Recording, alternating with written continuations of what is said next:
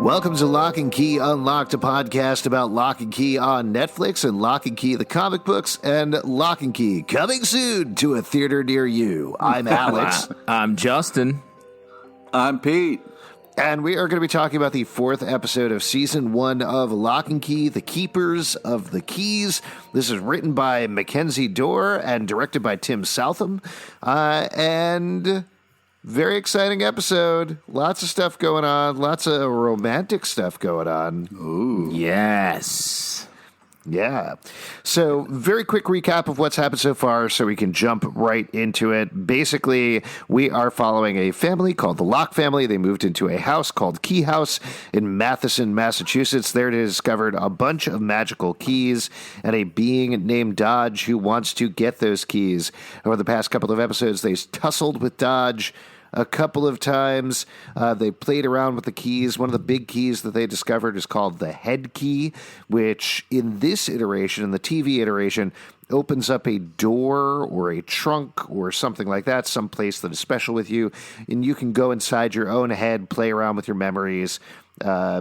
The big thing that happened at the end of the last episode is Kinsey, the middle child, pulled out her fear out of her head and killed your fear and buried it in the woods.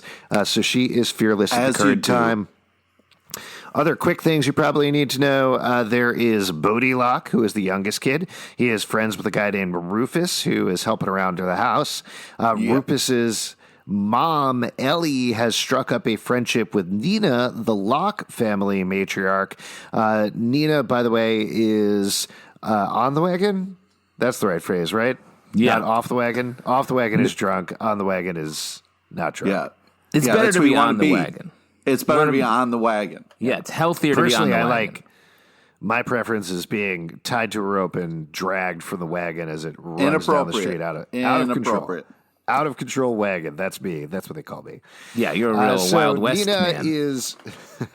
Nina's very suspicious because Ellie knew her husband, Rendell Locke, who was murdered by a guy named Sam Lesser a couple of months prior. Back in high school, there seems to be some discrepancies in the story about what happened in high school. And the last person you probably want to know about is Tyler Locke, who is the oldest kid. Tyler likes a girl named Jackie, who seems to be, I think it's fair to say, quite a bit smarter than him. And okay. I mean, come on. It's you true. nasty. Yeah, she is. She is. Did you just say that's you nasty? I said you nasty. That's a hasty judgment just based on a couple scenes. Did they take an IQ it's super test, clear Alex? that Yeah. it's super clear that Jackie is a lot smarter than he is. Yeah. If you watch through the credits, they display the IQ of the actual actors, not even the characters. Wow. Yeah, not the characters, but the actors themselves. Oh, who's smarter than who now? That's Alex? relevant. Not me. So should we jump right into this with that scant recap out of the way? Sure. I would just like to point out that, you talked about a lot of relationship stuff, and my favorite relationship in this episode is Bode's relationship to Bacon. Oh, yeah. Bode understands and knows how important it is. Well, that's almost the first thing that we start off with. The first thing we start off with is an establishment of new Kinsey, who is doing her hair, her lips, her nails. She's dancing around. She makes breakfast for anyone. She is feeling great. That's some fearless fashion choices. Yeah, I love it. I hope every episode from now on starts with a fashion montage. But as Pete mentioned, Bode, very excited about it, says, "Bacon me, please." Also, they do start fighting because Kinsey, also, again, fearless, tells Nina she's not good at organization.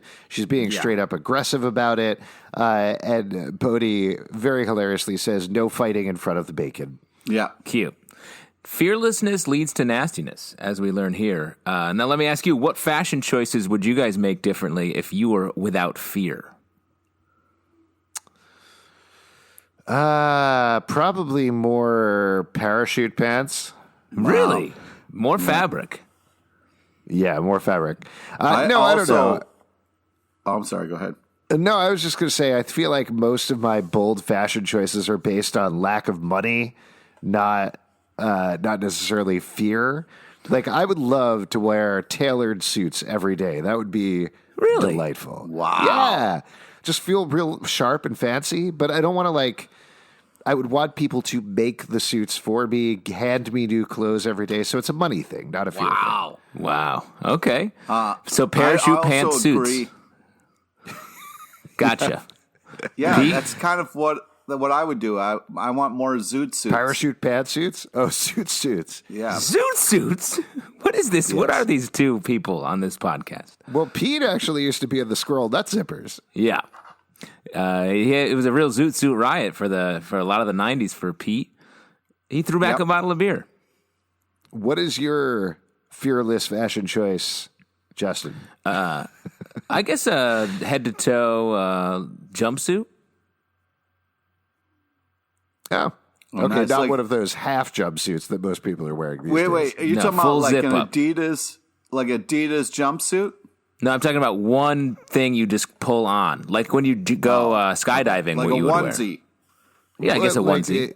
you dress like the bride in Kill Bill. Yeah, exactly. Now we're talking. Yeah. Oh, there we go. Always, I always think- the bride, never the bridesmaid, is what I say. So Kinsey also immediately tells Tyler that she took out her fear as they're walking to school. Eden. Wait. We need to back up a little bit. Yeah, I what's want to up? know what your guys' food is no one's allowed to fight in front of. Like, what are you guys Oh, protective this of? is a great question. in your morning- parachute pants. I love these get to know you questions out right at the gate. Yeah. We're about to be broke. The ice is almost broken between the three of us. I 10 think questions to get to know me. don't fight in front of the souffle. You knock that fucker down. Ooh. Okay, yeah, that's smart. Yeah. That's What about smart. you, Pete? Also bacon? Definitely bacon, but also very protective of waffles. Interesting. Waffles? Why? Yeah. Really? What kind of waffles? Well, in college, like there used to be a line for the Belgian waffle maker, and if someone tried to cut or do something stupid or not clean up after themselves, I would have some things to say. Yeah. So I was very protective of the waffle maker and making sure people were obeying the rules. Yeah, you missed a lot of classes and failed because of that, right? Yeah, because there was a big line. Yeah, and if I had an early class, I wasn't gonna, get out of line and lose my spot. Wow. Oh, yeah, totally. No other ways of getting waffles. Yeah. Well, there's no way to start your day if there's a waffle maker and you have free access to it. You know what I mean? Yeah. Lego my ego. Those things Pete. terrify me. I don't know. When I go to like a hotel or something, they have Terrify you? Yeah, when you go to a hotel and it's like make your own waffles or whatever, I get very scared of it because I just know I'm tired in the morning. I'm definitely going to burn myself. Interesting. And I feel like there's a lot of social pressure. Like if you fuck up your waffle in front of everybody, that's a lot of shame. Wow. Right, because Well, they I mean, announce if it. you don't- They announce it at the hotel lobby. They're like, "All right, everybody, somebody's actually using the waffle maker. Everybody gather around. Set off the fire alarm. Everybody gets out of the rooms. If you Come and don't, watch you." if you don't know what you're doing, you shouldn't go up to the waffle maker anyways. Yeah. Stick to the cereals, put your shit together, have a coffee, and then maybe you can make some choices. Wow. But, don't get mad at the waffle maker just because you're scared of it.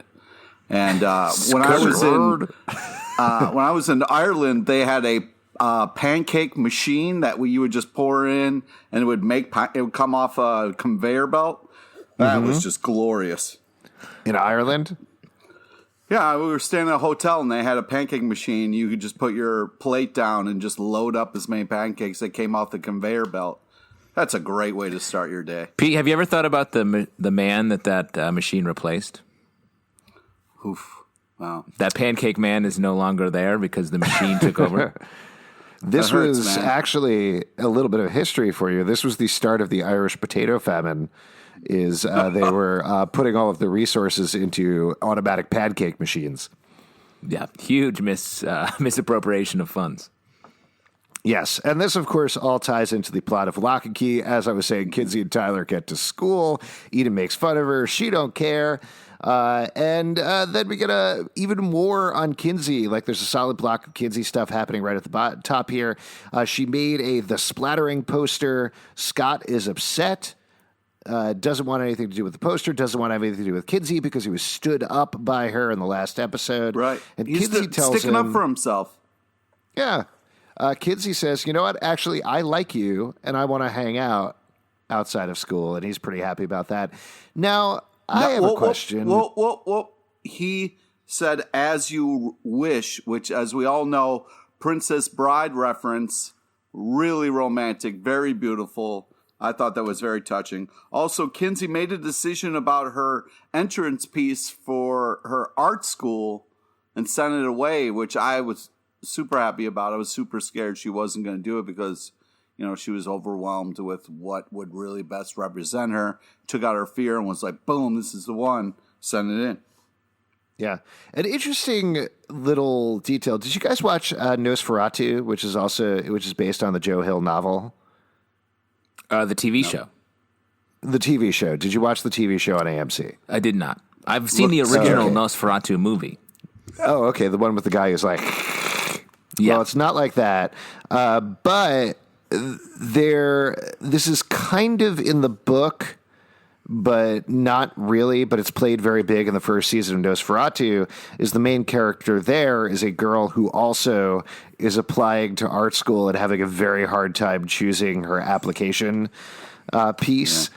So it's a funny little thing that it's just showing up in both of these things. I wonder if it is some sort of a reference or it's just a repeated theme that he likes. But it could be a through line. That's a lot of pressure. I don't know if you guys have ever submitted something for art school, but it's like, what do you pick that best represents you? I mean, that's really hard. How does one picture, best represent you? You can feel good about a couple different paintings, but, I feel like it's like, how do you do that? Yeah, it's parachute pants. If you can't face the pressure of walking up to a waffle maker, it's going to be difficult to choose a piece of art to represent you. No. The question that I wanted to ask is, since a lot of people have watched the full season of Locke Key at this point, certainly there's been a lot of social conversation about it. I've seen a lot of blowback about Kinsey in the series in particular. Lots of folks like her, but I've certainly seen things of like, Kinsey is so annoying. And I wanted to get your beat on it because I like Kinsey a lot, and I think Emilia Jones is doing a great job in this. I feel like part of that is because she takes out her fear and becomes this blunt, very surfacey character by default that people are reacting to that. Curious to hear your take. Well, I feel like she is a great character for me because, to me in high school was super weird. There would be times I would feel very confident and times I would be scared out of my fucking mind. And I feel like what I like about her character is we get to kind of see that a lot, where sometimes she feels in her element and feels like, hey, I can do this. I am confident in myself. I believe in my talents. And then other times just really shut down by them. And I feel like that is kind of cool. Yeah, I mean, I think it's a pretty direct translation from the book. So I don't know. I wonder if the people who find her quote unquote annoying are people who've read the book and don't like the interpretation, or it's more just people coming to it cold who are like, oh, why is this character so sure of herself? Right. Also, maybe something happens later in this series where right now she's a little bit more pure to the core of what we know and from the material. Yeah. Then we jump over to Ellie and Nina, who are having a bit of a chat about Rendell's friend. Nina wants more information about them. And we find out more about two things. Specifically, we find out about Mark Cho, who we already know about as viewers, but Nina doesn't know about, who died in a house fire a few months back. We also get a tease of Erin Voss, who's another important character that we meet later on in the episode, who is in a psychiatric hospital. And basically, Ellie says she's really the only one left at this point. Yeah. Last person standing. And it's kind of crazy because Mark didn't just go out in a house fire, jammed a key in his chest and exploded with the house. Went out like a boss, not just oops, knocked over a lamp type of thing. That's a hell of a way to think of a boss going out. Yeah. I'm a manager at my job, and I know that someday I'll have to jam a key into my chest and explode. Yeah. It's just how it works. It's part of being a good manager. Like, But yeah, boss. like the captain, you got to go down with the ship. You know, as a manager, you jab a key into the chest, turn it, and explode. Yes. Now my question I know is, this. I haven't watched ahead. I'm as up to date on the show in this episode, and it makes me think that Ellie's the person that called Mark in that first scene of the series. Do you want me to weigh in on that? Don't you dare spoil it. Okay, all right. But, Do you want me Pete- to just lay out the next couple of episodes for you? Yeah, just reveal everything. Pete, what do you think about that? Is that too weird of a theory? No, I mean, it sounds somebody who had information, who knew about stuff, called Mark. So, Yeah. So far, we haven't met anybody close to the amount of information that Ellie has. Yeah, she's the I only feel- person we've met so far that would know anything close to, would have reason to call Mark in that way. And obviously, this is territory that's not in the comics, so it's new stuff. And for anyone who's watched ahead, like Alex, and knows, boy, we sound stupid, I bet. Yeah. Also, I would like to say, like, I know, Zelvin, you're going to get into this, but if I bought a house and then found out about a secret ping pong room, I would lose my fucking mind. In a good way. I feel like happy?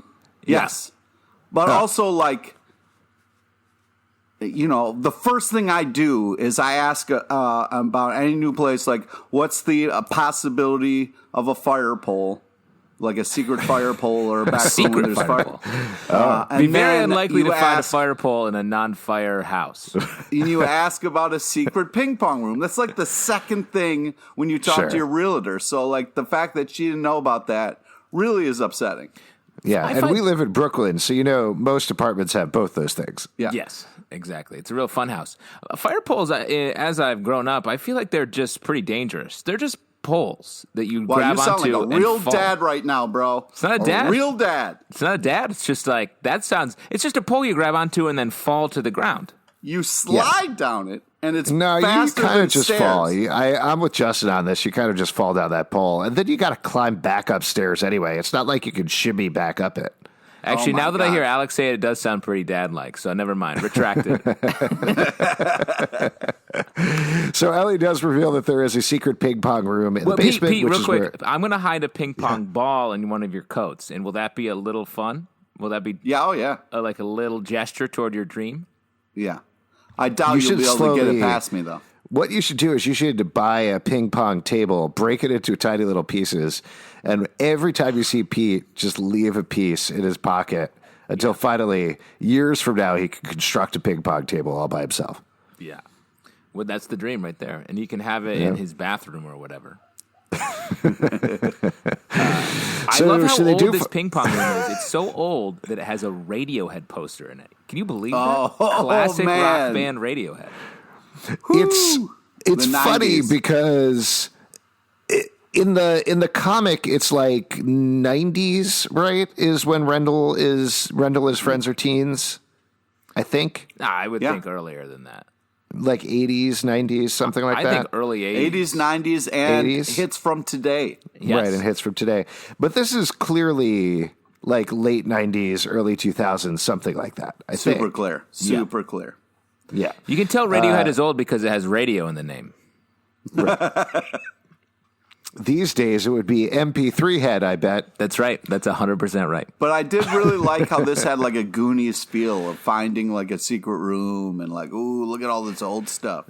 Can I just mention something? This is totally off the wall in terms of mentioning it, but I was looking at my Facebook memories today, and there was one from 11 years ago, which was me posting, LimeWire isn't working anymore. Anybody know a substitute? Wow.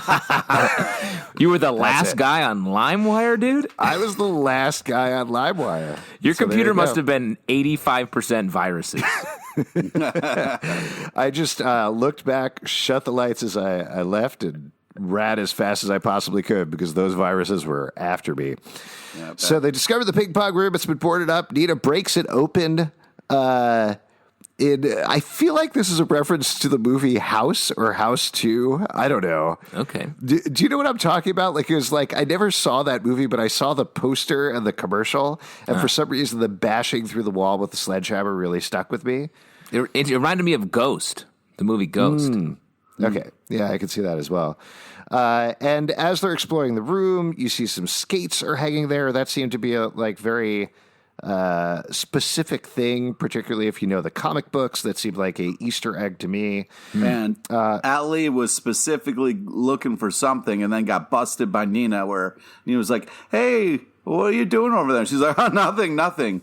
And definitely not looking for something." Is she looking for the Omega Key? Well, certainly at that point, Nina asks if she knows anything about the Omega signal, and that she finds a big cabinet down in this room. And then we don't really jump back to that. But what do you think about that? Is she looking for the Omega Key? Or she's looking for just like maybe pics of her and, her at the time boyfriend, Nina's ex-husband. Right. And we should mention, for those of you who are listening to this as you watch episodes, you don't know what the Omega Key is. We'll get there in a little bit. Yes. But we won't completely spoil it yet. Maybe we'll get there. So then we get another big introduction. We're over at, McClellan Psychiatric Hospital. Erin Voss gets a visitor. It's the well lady, who very creepily clips her nails, tells her that Rendell and Mark are dead, and she wants to get into her head. And there's nothing creepier than someone cutting their nails in public. That is the grossest thing you can do. I hate people who cut their nails on the subway, in the subway car. I don't see anything wrong with that. Nothing wrong with that. If I took fear out of my head, I would just walk up and slap them across the face. Well, fortunately, that's not happening quite yet. So I guess I'm either going to put a ping pong ball in your coat pocket or a handful of my fingernails. If you put fingernails, I'm going to just punch you in the throat. But I really am so glad that they teased. Wait, can I ask a quick question? And this is a serious question, Pete. Yes. Yeah. If you found out you had your dream house, and in your dream house there was a secret ping pong room that you could only get to with a secret fire pole, but when you got there, the ping pong table was entirely made out of fingernail clippings, what would you do? Wow. I would punch Justin in the throat and I have burn nothing the place to do. to the ground. I'm not in this situation. I have nothing to do with this situation. You're the realtor. You're the realtor, Justin. Oh, right. Yes. Yeah. But I'm so happy that they mentioned the psych ward, and then we didn't have to wait a whole nother episode to find out. I'm glad that we got that right away. I'm really happy with so far the pace of the show. That's doing a great job of giving us information, going away from it for a little bit, and then going back and really paying off. So then we get another through line that's happening in the episode with Tyler talking to Joe Ridgway, who in this version is the dean of the 11th grade. He tells them the story about boxing. He says he trained, he got knocked out by the 15th greatest boxer in the world and decided to be an English teacher. And his lesson here is that new could be very good. Ultimately, just got to jump ahead. Jackie recruits Tyler for the 5K that they're running at the school to raise awareness, I guess, or recruit people for the 5K. And Tyler goes up to Joe and talks to him about tricking him into helping with the 5K. And Joe gives this great line. I wrote this down. Grief never gets any smaller, so you have to grow bigger around it. Great line. Which I thought was very good. Yes. And he very casually mentions something that is very big for comic book fans, which is his wife. I'm blanking on her name. I feel like it's Callie. Callie. That's what it was. When I heard that, cannot wait for that. If that story, one of the best stories best standalone stories in the Locke and Key series, definitely looking forward to that. Yeah. But that's the stuff with Joe and Tyler. How did you feel about this relationship as it's developing? How do you feel about Joe Ridgway so far? I was really impressed with how much free time the principal has. Because at my school, it seemed like the principal was crazy busy doing a lot of different things. But it's nice to see this principal just kind of casually doesn't have a lot of things to do and has time for students. So he has only one grade that he sweet. manages. Yeah, he's just the dean of the 11th grade. Okay. I love how much of a character Joe Ridgway is. Not to always keep going back into the comic, but he's much more side character in the comic, so it's nice to see him a little more front and center here. My question is boxing cool now? Like we watch a lot of shows, the three of us as a group, and boxing is in all of them. Yeah, every single show. Maybe it's us. It probably has something to do with us, right? We like boxing. Yes. One other thing that I'll mention about Joe Ridgway, Pete, I know you saw Birds of Prey. Did you see Birds of Prey yet, Justin? Did not. Oh, okay. He's the jerk captain in Birds of Prey. Yeah, who's taking advantage of Renee Montoya. So that was a fun surprise. That's fun. You think it's the it's same nice guy? to see he's getting a lot of work. Yeah, I think it's the same character. They did refer to him as Joe Ridgway, Dean of the 11th grade. There it is. In Birds of Prey and the Fabulous Emancipation of One Harley Quinn. Thank you for saying the full title as well. Isn't that title non-composmento anymore? No. We shouldn't get into this. They changed it for search purposes on some websites. So now it's called Harley Quinn: Birds of Prey. So it's easier to search for SEO reasons. But the title is still Birds of Prey and the Fabulous Emancipation of One Harley Quinn. keep on saying. I look forward to your review of Birds of Prey: The Fabulous Emancipation of One Harley Quinn. Yeah, it's a good movie. People should check it out. Wait, which movie are you talking about, Alex? Birds of Prey and the Fabulous Emancipation of One Harley Quinn. I gotcha. So just trying to write that down. It takes me a second. Yeah, no problem. If you want me to spell anything, just let me know. Happy to do it. How many colons are in there? So many colons. There's a colon between every word and usually between letters as well. So Bode and Rufus have a quick chat about traps because his bear trap didn't work previous episode. Bode asks about Lucas. We get a mention of Lucas, who is another one of Rendell's friends. And Rufus explains that he died. He was Ellie's first love. And the last... What? That makes me so worried for Ellie. Yes. Yeah. Well, we're not going to spoil things that are coming up for the comics or anything like that. But certainly it's an important piece of information to hang on to, as well as they won't let Rufus near the well house, and he drops the information, which I was very surprised to hear them drop this early, that it was a base during the Revolutionary War and used as an intelligence base in World War II. Yeah. And of course, this is something that history... This isn't really a spoiler, but history plays a big part of the comic books. Yep. So it's fun to hear that start to be layered in here. Spoiler, history is important. Alex Something dropping bombs, dude. Something, repeating, something, doomed. Good. I love this moment after that with Bode doing some research, and we see Echo in the book he's looking at. Oh, so creepy. Very cool. Very creepy. And that also leads into a fun moment pretty soon after that. Tyler... So after Bode is starting to put gum in all the locks because he wants to prevent the well lady from getting into the house. I thought that was smart. I thought that was a great kid solve. Like, big waste of gum, but you know he got to chew it. What you gonna do? Yeah. The thing is, I really like this as a move for Bode because it shows that he thinks like the Keys, like he's in the mindset of the Key world, no one else is. Not even Echo, I feel like, is using the Keys, but she doesn't think like the magic of the Keys. Bodhi's the only one who is sort of really in that zone, and I think it's very smartly done. Oh, she's using the shit out of the Anywhere key. Yeah. But I think Justin's right here, that there's a difference between using them and understanding them. Yeah. And ultimately... That's a key to how they could win potentially. Oh, come on. Yeah, come on, unlocked. Dude. You should apologize for that. I will never apologize. So, as we mentioned, Tyler is looking for the head key. He wants to put some stuff in his head because Jackie likes, what is it? Oh my gosh. Jane Austen? Well, she says she reveals she likes Jane Austen, but he just thinks she likes British things and like British. This is first history of the town. He wants to impress her with history of the town. That's the first thing. So they open him up. Tyler's door, and this is an interesting note, is the front door of their house in Seattle. We don't get to see inside, but we were wondering about that in the last episode. What'd you think about that as his door? I like that a lot. I also like that he's scared to look inside. He just throws... Because what he's doing with the history of the town is he's just testing to see if it works.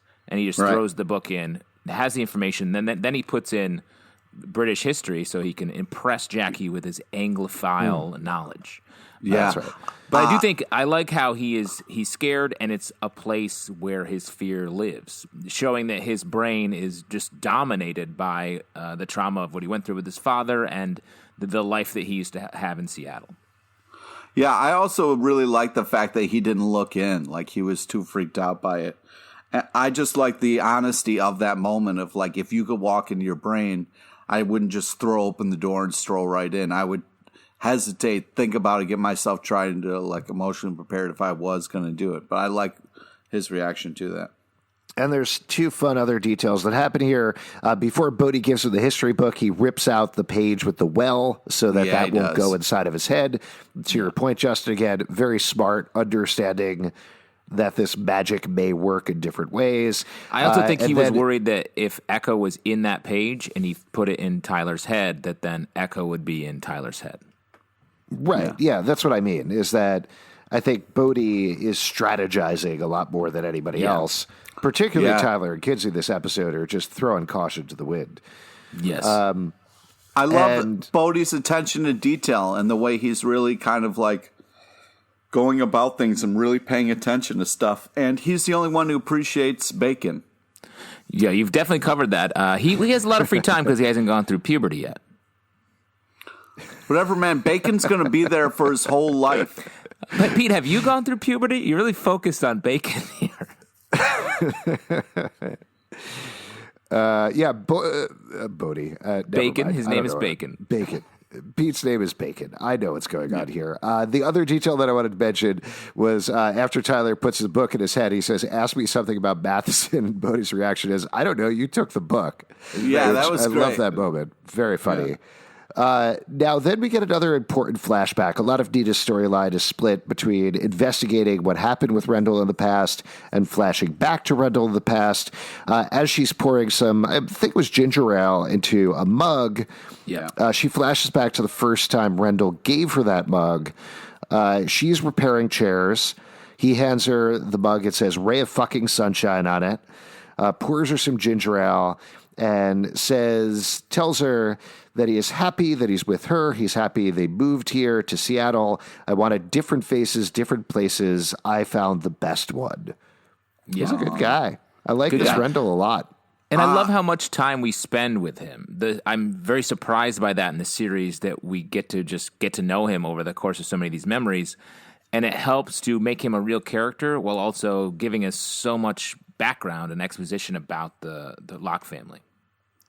Yeah, I really think like we're kind of getting a This Is Us vibe with the dad, where we're having like a lot of dad flashbacks, so we really get to kind of see, because in the book, you know, like the dad's a huge, powerful figure, but we don't get as many flashbacks or as many times with him. So this is kind of an interesting choice that they're making. And it's interesting that you mentioned This Is Us, because as we know from reading the comics, like in This Is Us, the dad is ultimately killed by a crockpot.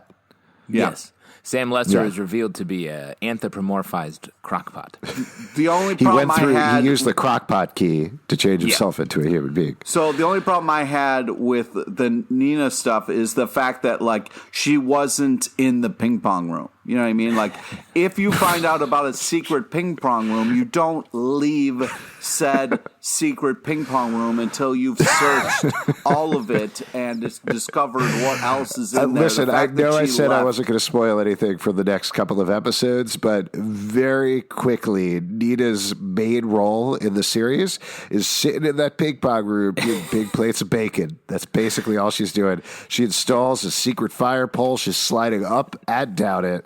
It's nuts. Pete, I have a vision for you of the future. It's going to be a great apocalypse will happen. You'll be the only survivor. And you will be like, finally, time for me to play ping pong. You'll slide down a fire pole to your ping pong room and accidentally step on the ball, thus cursing yourself to never play ping pong again. You mean you think I wouldn't only have one ball? Yeah, all the other balls were destroyed in the great ping pong ball fire. No, dude. Yeah, as we've established, you haven't gone through puberty yet, so your balls have not descended. Oh my God! Also, it's hard to play ping pong by yourself. Let's just be clear about that. Hey, work for Forrest Gump. I can make it happen. All I'm saying is, in the apocalypse, I'm going to find a firehouse with a pole and then just put a ping pong table on the first floor. That's it. Let me say, Pete, you use the phrase a lot. It worked for Forrest Gump. So it's fine for me. And I'll tell you what, I don't think that's a good way to live. Yeah. He wasn't very happy at the end, to be honest. Then we jump over to Tyler. This is, I got to say, one of my favorite details about how the head key works is that he just repeats a bunch of facts to Jackie. And this is the same way it works in the book, that you can put the information in there, but that doesn't mean you understand the information because you don't have the context for that. Yeah. And I love that. Like, I love that being sort of the catch to the head key in terms of shoving books in your head. Yeah, he just sort of tumbles out of his mouth without him even thinking it. It's just there. Yeah. One other thing, Nina was working on a cabinet of some sort. I thought that was an interesting object. You mean in the past, in the flashback? She was working on chairs, I thought. No, that was in the flashback, but in the present, there's a cabinet there. Yes. The other thing that Jackie mentions, she says she's not really into other Jane Austen books. The main book she loves is Sanditon, which is crazy. That's nobody's favorite Jane Austen book. It's Jackie's, all right? So back off. She can have whatever book she wants as her favorite. It's her choice. Sure. That's fine. I don't think anybody... I mean, it's fine. It's being adapted for PBS right now, and it's running on PBS, so it was a funny, I thought that was a weird coincidence, yes. Yeah. It's somebody's favorite book, man. I thought it was an interesting unfinished book. It's an interesting choice. It strikes me as something, and this is reading into it maybe, that someone who is like trying to appear to be very different or swim upstream a little bit would choose to make such an obtuse choice. I agree. That's why I'm saying I think she's smart, but she's performatively smart, and Tyler is not like very stupid compared to her. Like you guys think. I disagree. I don't know what side I'm on anymore. So she kind of shuts down Tyler a little bit, doesn't think Sanditon is his thing. It's more of a Jackie thing. So, of course, he goes to the library and takes out Sanditon later on. Jackie catches him, and they end up getting some clam chowder. Yeah, that's a date. Yeah, they want to go to Phil's, but it turns out Bill's is better. But as Tyler and Kinsey reveal later, it's not as good as Duke's. Do you have any clam chowder opinions since we break down all of our food opinions on this podcast? I love all clam chowders everywhere, even Manhattan. Okay, well, Manhattan? Whoa. First off, can't say all clam chowders everywhere. There are like some shitty clam chowders that come in a can that you shouldn't count in that at all. So I do. Don't say I stupid love chowder. shit. I'm a chowder head. I love chowder too, but I wouldn't eat it out of a shady can if I didn't know, what was going on. You can't just say every chowder is good. You've been talking all episode about weird, fucked up secret ping pong rooms, and suddenly you're like, no, clam chowder sold in a can, which is in every supermarket in the world. That's shady. I'm saying there are some good ones in a can, but you can't just say all of them are good. I did. It's crazy talk. Well, then what's your hardcore clam chowder opinion, Pete? What do you think about clam chowder? I love a fresh, good clam chowder. Got to have like good potato chunks in there. I want to see some. Don't just throw clams in there and expect to impress me. All right, I want to see some. It's got to be certain consistency. It's got to. It's really got to taste good. Don't just throw clams in there. No, I throw clams into a pea soup, and that's a clam chowder. What? I just throw clams into a pea soup, and I'm like, it's clam chowder. Eat it. That's awful. Throw clams into a bag of Cheetos. Ladies. It's clam chowder. Nope. You heard it here first, ladies. If you want to impress Pete, don't just throw them clams in the soup. You need to put chunks of potato in there, too. By the way, when is your recipe book coming out again, Pete? Soon. It's dropping soon. But I like this because this is like a classic. Wherever you are, there is a local thing that people talk about. Whether it's garbage plates, whether it's cheese steaks, where it's great chowder or lobster, whatever it is, like crabs. I think it's great that they kind of have this kind of moment. And that's what the principal was talking about, is you have one thing that you can talk about and then everything opens up, you know. I thought that was cool. Yeah, I've connected a lot over soups. I also appreciate, Pete, that you brought up the regional cuisine of the two main cities that you spend the most time in with the garbage plate and the Philly cheesesteak. So, hey, man, whatever. I'm just saying those are popular discussions in those areas. And, it's nice to be able to relate to something. Yeah, sure. We have salt potatoes. It's like I always say, whether you have a child named Petty or a child named Milo, whatever your child might be named, name them whatever you want. That's all I'm saying. Yeah, those are two children who have names, so it works. So after Tyler, we jump over to Scot and Kinsey. Scot is a total gentleman with Kinsey. He opens up the door for her. Very impressed by Keyhouse because it's super haunted, according to him. He also tells her that people died in the drowning caves, which we've seen those ominously looming in the distance a couple of times so far. Yes, Pete. Also, I wanted to point out that Scott's car is perfect for Scot. I thought that was a really great kind of fun moment where you get to see his What was ride. his car? What was his ride? It's like the little green gremlin. Yeah. Oh, okay. I thought for sure you were going to shout out how he said Hadouken. Oh, yeah. I was about to get there. That was my next note, yeah. Yeah, well, they go into the house. We have the whole place to ourselves. Scot is nervous. I love the fact. So, Hadouken. in the first episode, we saw a tour of the whole first floor, and I had talked to the director about this. Apparently, they spent a whole day prepping it and getting it ready so that they could do this house tour moment, so that they could set up the geography of the house. But I think it's pretty clear that most of the time these are on separate stages, because every single other time, including this, which I thought was so funny, Kinsey being like, we have this front hall, we have this other room. Well, anyway, let's go upstairs. Yeah. Also, who wants to see a tour of a house? Are you kidding me? Keyhouse? Hell yeah, you get a tour. You get a tour, but we don't need to see it a bunch of times. One thing I really like here is there's a secret fucking ping pong room. I haven't heard about that yet. I love how Scot is doing the real version of what Tyler's trying to do with Jackie. Scot actually has done the research and is like really into Keyhouse and everything about it. And it's a nice juxtaposition between the two guys. Yeah. So he does get up to the room. He does the Hadouken with the ball, whatever it is, and he's still Zelvin, nervously. Did you feel a certain way about this? Because you guys used to do. Elf and Larry used to do a Hadouken sketch. That was pretty good. Yeah. Yeah, I felt very proprietary over it, and I'm going to be suing the production of Locke Key pretty soon. Wow. Yeah, I was pretty pissed off, so thanks for bringing it up. I did love the moment right after that where Scot is nervously fumbling around on her desk, and he's like, "Why? What's this, for instance?" And she says, "That's an eraser." Yeah. Come sit down next to me. Yeah. And he sits down next to her, thinks she's going to kiss him. He's sweating balls, and instead she shows him he's sweating balls. He's sweating balls. That's not a phrase. Sweating balls? The sweating balls is not a definitely a phrase. Yeah, sweating balls. No, he's sweating bullets is what you say. No. I'm sweating my balls off over here. That's the same. Sweating my balls off here. Fine. Saying sweating I'm sweating balls is sweating my bullets off. Sweating balls. Sweating balls.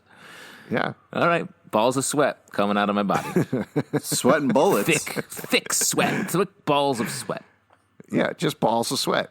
You know what I'm talking about. Yeah, wait, so you sweat and bullets come out? Is that what you just said, Justin? I'm sweating ping pong balls over here. Big white ping pong balls. Pete, can you, I'm going to cut out that part of the podcast because that's my new X-Men character that I'm pitching who sweats bullets and shoots them everywhere. Cool. Very cool. Anyway, so she shows Scot the head key. He freaks out about it, thinks it's a trick. Yeah. Even when she brings him inside of her head, he still thinks she's tricking him.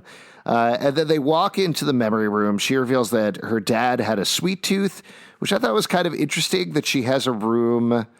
The candy shop seems to be all devoted to him versus the rest of her memories, which I thought was fascinating. They look at a memory at an aquarium, and she is there with her dad, but then Nina runs up. She's running late. I think it's fair to say she's slurring her words a little bit in this scene. Like, it's a little subtle. I didn't pick up but on that. I think, like, because we know she's already said that she's sober, I think with the timeline, you can kind of figure out she was probably running late because she was drunk, and that it also is probably part of the reason that Kinsey completely forgot that Nina was there. Right. I also really love Scott being like, magic is real. Yeah. Yes. Did you think it was really kind of weird for Kinsey to be kissing Scott inside of her own head? Yeah. It is going to be like, hard what? to tell this story at the wedding. Yeah. Yes. I was like, when was your first kiss? Look at that over there. Run away. No, I think that if someone kissed me inside their head, I would feel weird about it. Yeah. Yeah, I guess me too. Yeah, there's something about it that just feels very reflexive and interior that I just could not wrap my head around while it was happening. But you know what? Good for them. They're very cute together. Sweet. Yeah. So after the clam chowder conversation, Tyler has brought some crackers for Kinsey. Tyler and Kinsey chat. They reveal that they both like playing with the keys. They're having a good time. And I think this is another good question to ask because this came up on our Patreon Slack, I believe, just this past week. People were talking about this. And if you want to join in, patreon.com/comicbookclub. But and I've seen this discussion online a lot as well.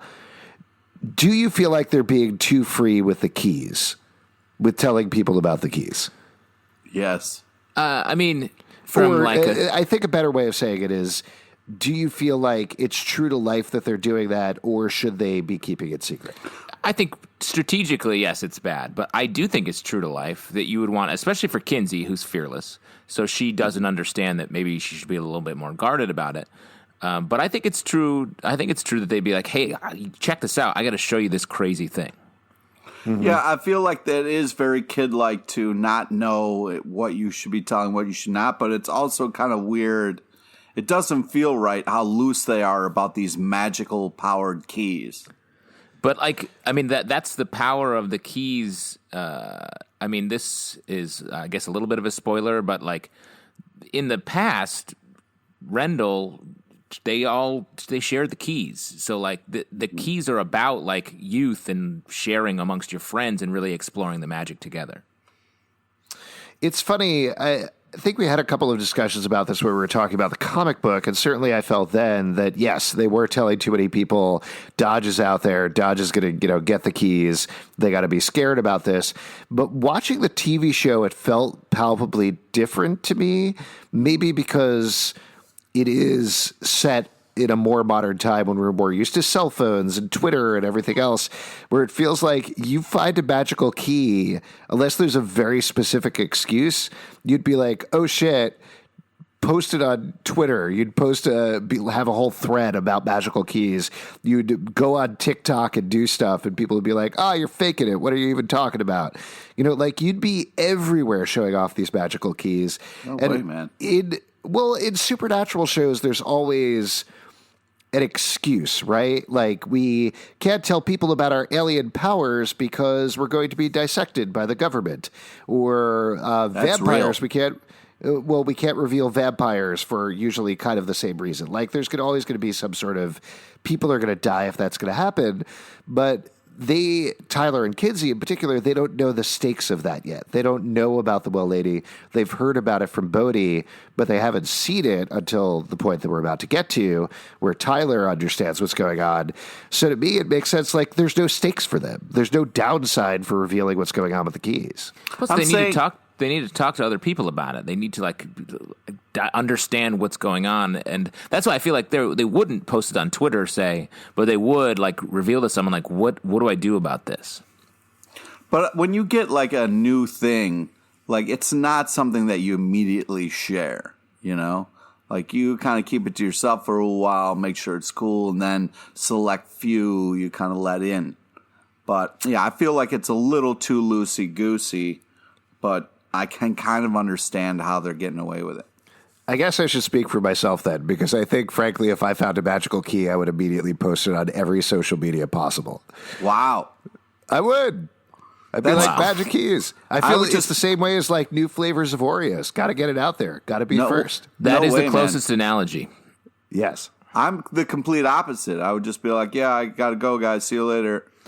About Oreos? No, about magic keys. I'd be like, yeah, I can't hang out. Magic key time. Alex, just think how many secret Oreo flavors Pete is keeping private. Yeah. Oh, shit. He lives in Oreo house. You should know. Coming over to your secret pool room right now, Pete. Then, just as they're chatting about being happy about the keys, doors start slamming. The kids get scared. Bode has a sharp stick. Very funny. Lights start bursting all over the place. And Nina is in the kitchen. The well lady passes by, uses the key, which, by the way, is called the matchstick key. That's the official name for it. Oh. And sets the stove on fire. I thought it was the fire starter. Yeah, I thought it was the flame key, but it turns out it's actually called the matchstick key. And as everybody's distracted by the fire in the kitchen, she grabs Bode and drags him outside into a whirlwind of fire, says... and that is the point that Bode finds out I was about to say a key piece of information. An important piece of information. I had to stop myself. The important piece of information, she says, give me what I want. She takes Bode through the door. Tyler runs to find Bode, can't quite see what's going on through the fire whirlwind. And Bode realizes that he needs to willingly give the key to her, otherwise she can't take it. Yeah. This is another original for the TV series device, and I think it's a very smart one, personally. I love it. It really centers the action on the kids, and Bode specifically, as the key finder, and makes it so Echo has to really go at the kids and Bode and through them to get what she wants. It also levels the playing field a little bit, because like she could just snap Bode's neck and keep moving, but like the fact that like she can't just get the keys herself is a nice way of kind of leveling the playing field and making it like a little bit more possible for the good guys to actually have a chance here. And the fact that Bode picks up on that right away is also great. Yeah, it's great. She says, you think you're so clever. I can be clever too. She leaves. Tyler grabs Bode, but to the credit of the director here, the staging is really nice. So that Tyler never actually saw the well lady at any point. Yeah. Only that there was Bode and somebody else in there. Nina, of course, doesn't remember or understands what is happening at all, at which point Kinsey apologizes to her, nice showing moment. that even without fear, she could still understand and have empathy for what other people are going through. And then Here, real quick, a couple things on that. I really like how this show just ratchets up the tension out of nowhere. They've done it on a couple episodes so far, and it's just like great. It really throws you into the action, sort of breathtaking way, and makes it much scarier than sort of a slow build that you might expect. And the other thing, I'm so surprised in comparison to the comic books, the way this series is really Bode versus Echo as opposed to the kids versus Echo. I feel like that's going to change, but the head-to-head aspect of it is so interesting. Yeah.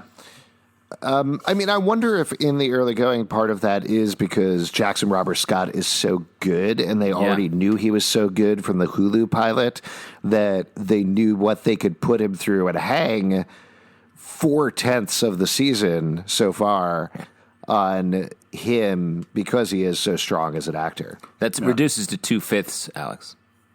But I'm gonna stick with 4/10. Well, that's the bad fraction. Great. Then the last scene, looping back to something we haven't seen since I believe the first episode. Echo goes to Sam Lesser in prison, gives her the matchstick key.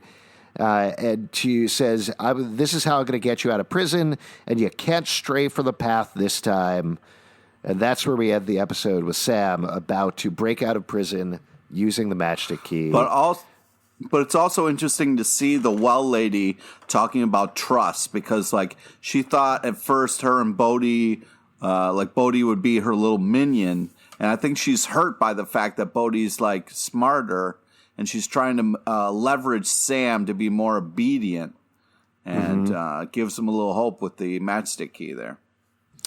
Now, before we wrap up here, let's unlock our key moments. What were our key moments of this episode? Justin, I'll go to you first. I mean, we just talked about it, but the key moment is Bode realizing that he has to give the keys to Echo / the well lady, and that she can't just take them. That sets up a perfect tension to play out. And it means that she has to be much more diabolical in her reasoning. And it makes sense now why she is going to Sam Lesser in the end, because she has to really turn the screws on Bode and the other kids, as opposed to just like running around grabbing shit. Yeah. What about you, Pete? Zalbin, you talked about this, but history happened. And it affects things as they move forward. So I would say history. It's a big spoiler. Yeah, history is the key moment here. No, I really think that the relationships that we're getting are kind of like the key things moving forward. Like Scot and Jackie are going to be like a key. But also I really like Bode and Rufus teaming up. I hope that becomes a big thing as we move forward. And ping pong. The key moment for me, I was going to choose the whole Matheson facts thing, but I actually think Joe Ridgway saying grief never gets any smaller, all you have to do is grow bigger around it, is really the key thing for the entire series. Like, that is the moral of the whole thing, because it is about these characters dealing with grief, dealing with the tragedy of Rendell's death. And how do you get past that? Joe saying you don't. You just get bigger. And in this case, their bigger is the challenge of figuring out how to use these keys properly to battle Echo is the way that they are going to grow and are going to change and are going to figure out a way of, if not moving past all of this, moving forward. And also, it could be literally, if they do the things in the book where there's use the giant key. To get bigger. Yeah. There you go. All right. Couple of things before we wrap up here. As we mentioned, patreon.com/comic book club if you want to support this show. Also, we do a live show every Tuesday at 7 p.m. at the People's Improv Theater Loft in New York. Come on by, we'll chat with you about Locke and Key. Locke and Key Pod on Twitter, Facebook, and Instagram. iTunes, Android, Spotify, Stitcher, or the app of your choice to subscribe and listen to the show. comicbookclublive.com for this podcast and any more. And if you go out searching for it, you might find the Loch Ness Monster.